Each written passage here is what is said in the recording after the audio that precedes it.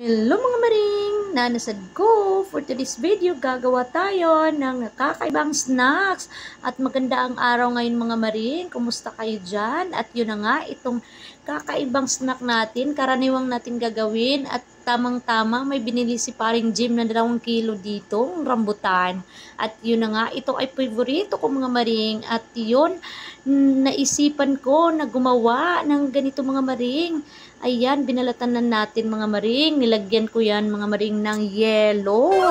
Cream sada mga maring. At ayun na nga, first time ko itong gagawin mga maring sa tanang buhay ko. O siya, sa tanang buhay. Ming talaga si paring Jim mga maring na binili niya ito. Kasi nga, pang merienda namin ng aking bulilit na sisipanayali. Kaya dali-dali akong gumawa nito mga maring. At yun na nga, ang sarap pala nito mga maring. Yellow lang at cream sada ang ilagay nyo mga maring. At yun na nga, imimix nyo lang at syempre tapos na ako dyan. Tinawag ko na ang aking kasama.